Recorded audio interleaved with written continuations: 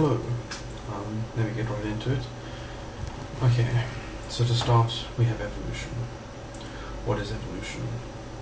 I think evolution is the process through which life overcomes constraints, transcends them in some way, and that transcendence involves first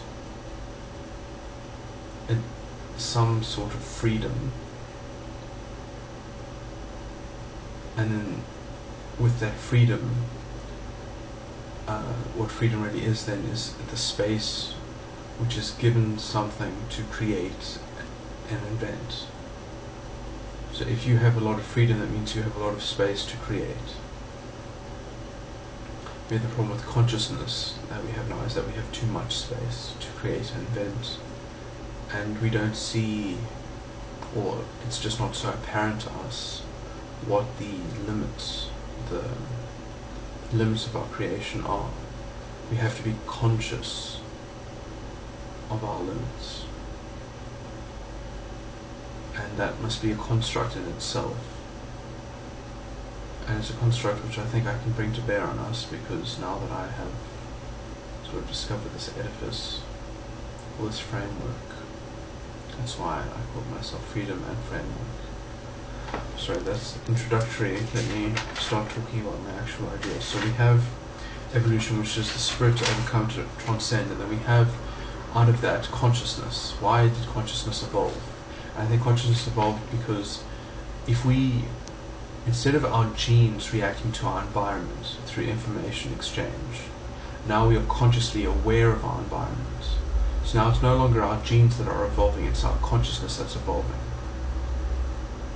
So consciousness is evolution in real time, really. As we think, we are evolving on this new level. That's what I think this new level is, anyway. But we must recognize some things. We must recognize that consciousness has the nature of consciousness means that there are some risks. You can't, you have to be conscious. We didn't have to be conscious of natural selection because it just plagued us like an external force.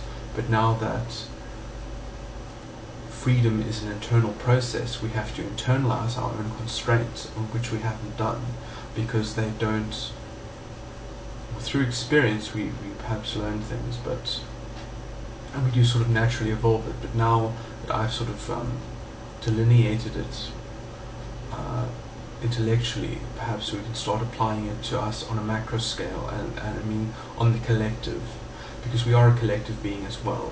We have a central nervous system. We have a feedback system, that's politics. The central nervous system would be journalism and the media.